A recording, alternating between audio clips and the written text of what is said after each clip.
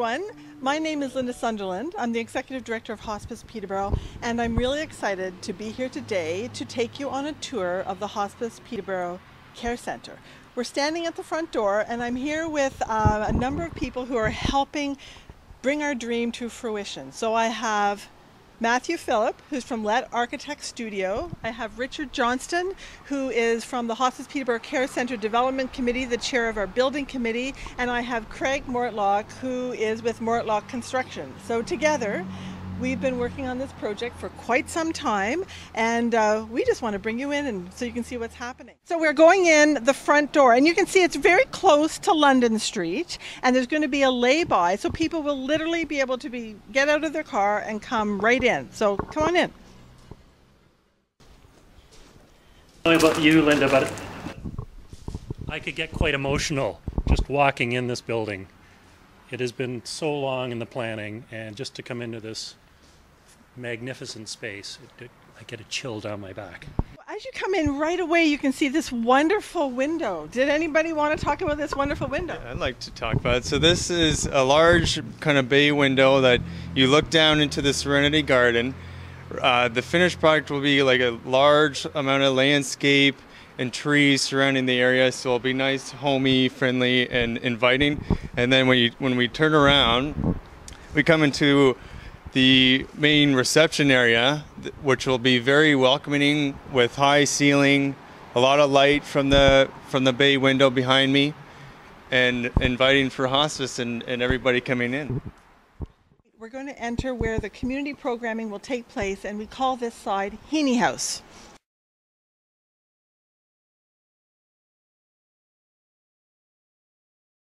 Right here, we're not looking at what's going to be one room. This is an area that's going to be broken up into a number of different spaces. So where we're standing is the reception area for the community program space. There's going to be a library at the far end here in the hallway, and we're going to have a little kitchenette. So when people come in, there'll be spots to sit. They'll be able to grab a coffee or a cup of tea as they're waiting for their programming to start. To our right are 3 program rooms, and we can just walk into the first one.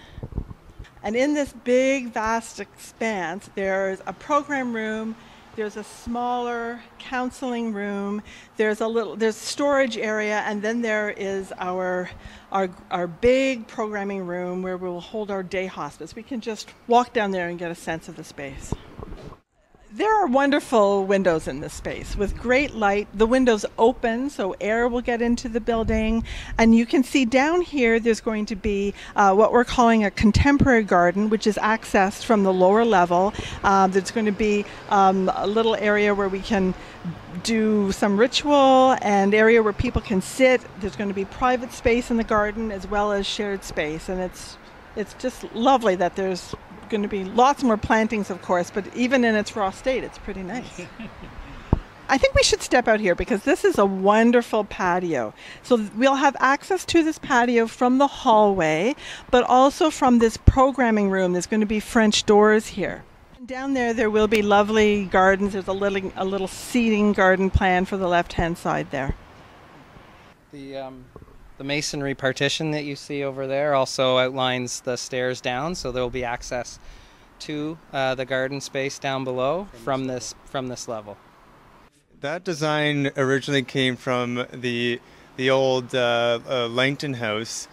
They had a very unique roof pitch, so we took that version of the roof peak and integrated into this new design, and now the same slope is on each roof peak of this building.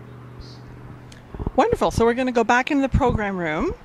Now this is a program room that we're envisioning is going to be used a lot by people who are actually visiting the hospice residents. So we're going to set this up like a living room.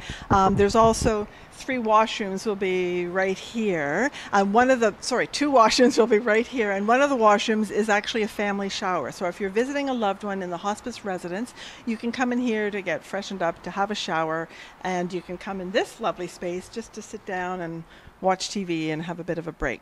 So now we're going to walk back out to the front and show you the approach to the hospice residence.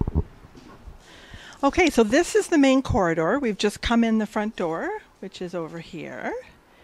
This is the reception area, and we're going to walk down the corridor like you would if you were visiting the hospice. On our left is where we're going to have the donor wall. So one of the reasons that this building is even here is because of the phenomenal support we've had from our community, from individuals, from businesses, and we've also had support from foundations, but also from the federal and provincial government and from our Central East Local Health Integration Network. So without all that support, this wouldn't be happening. But you have to use your imagination on this wall because the donor wall is not here right now. It's a big wall. Because we have a lot of donors. Yes, we have a big wall for a lot of donors. This is the stairwell. So this is where you would enter the stairwell to go down to the lower level. So here will be a wall and a door, and then we'll be entering the hospice residence where the 10-bedroom suites will be. We have basically over here is our therapeutic spa room, and then where Richard is standing is the private family lounge, which will be kind of a small living room type area. And then over here we have what we're calling our great room. So this is truly a great room. This, you can't even see the whole window because there's a piece of wood protecting it, but it's a huge window which will light up the space.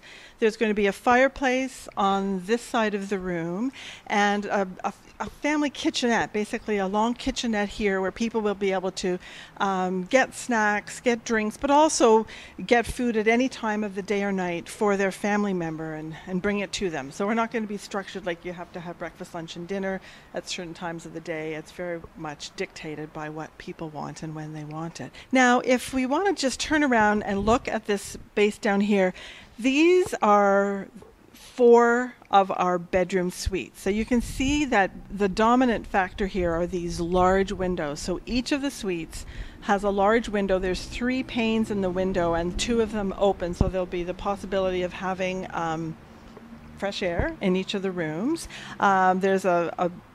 There's also, if you look out the window out there, there will be green space, so everybody will have a view of green space. And the room at the far end is slightly larger than the other rooms, and it's our pediatric room where we're going to be able to have a double bed and just have a little bit more space for not only for pediatric patients, but also for families who need more space as well. As you come in, you can see that the wall stops short along this foundation wall. That actually is the beginning of an alcove space. So that alcove will run from this wall over to here. So the door will be recessed in so that there is a gathering space outside the door or for traffic or whatnot to be off of the corridor, and then you enter into the space. Over here on my left is the beginning of the washrooms space for each suite. You can see a plumbing stack in the end there. That actually is the back wall where the sink and things will be of the washroom. Toilet over here. That kind of gives you a sense of the size of the washroom. And then the rest of the space is for bed space and for the quarters. I think a nice key piece that the beds will be situated relatively in this kind of corner. So if you're laying down, you have the natural light. You'll be able to see out, see the green, see the openness of the landscapes. On the east side of the building, again, these windows will be operable, so there'll be fresh air coming in and out.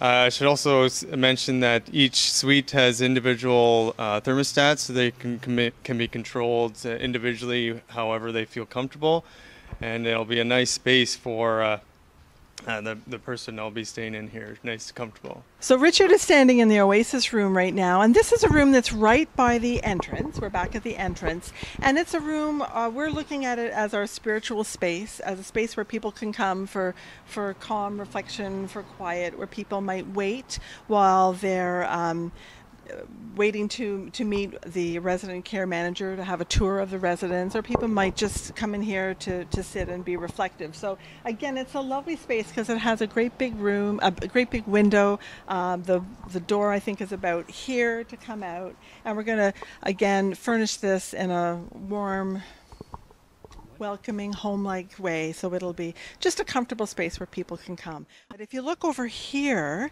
this is going to be a stone wall with a higher wall on top, actually, and this is the walled garden, so it separates the bedroom suites from the parking lot. And you can see it's a sizable garden, mostly a garden that people will look at, but there is going to be an area at the end where if somebody wants to be outside, even the beds will be able to come through the door. We have a wide enough door, so it's a place that people can access the outdoors.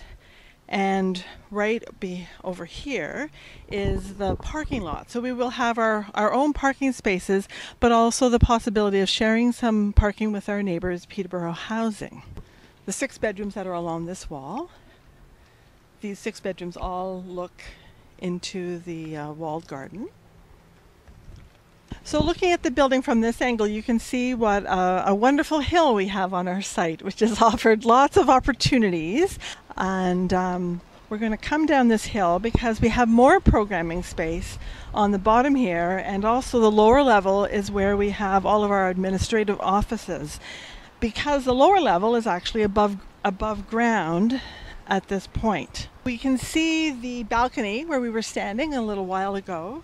And then underneath the balcony, the stairs will be on the left, but we have a little staff room down here, a small program room, which will be very quiet. So we're thinking we'll do complementary therapy down here, and then a door and exit to the back where the gardens will be.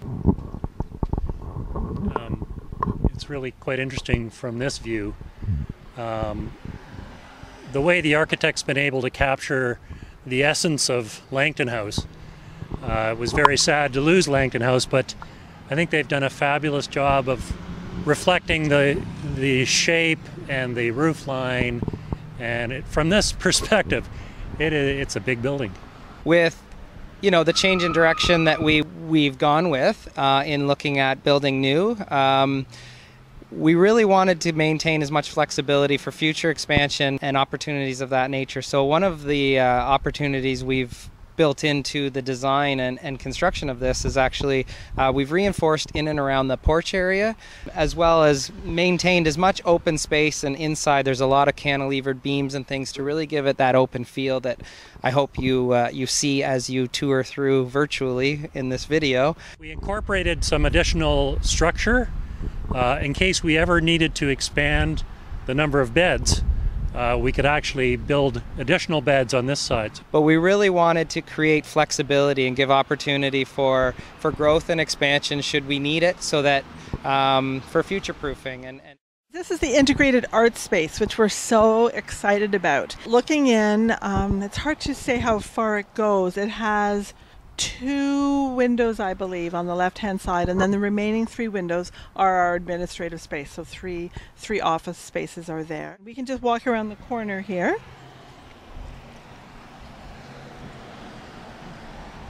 And you can see what the side of the building looks like.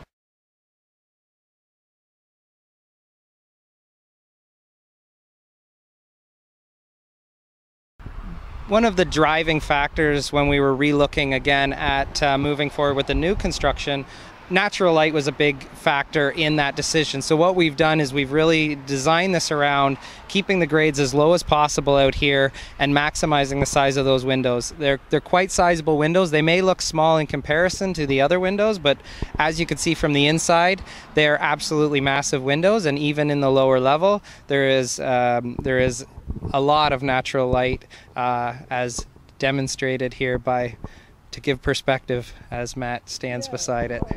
Just as a side note, roughly 90% of all dollars spent on this project are going to stay within the local community, as in local trades and suppliers. So that's a huge benefit to this community. The dollar impact turns over at least 4 times within the community, and these are the people that this building will be serving for all the years coming. Well, thank you. Thank you for coming along on this tour with us. It's been exciting to see the development of this project over the last few years. It's really exciting to see things moving forward so quickly now. So we look forward to welcoming you when we open our doors, and watch for Doors Open activities in February of 2019. We'll see you then.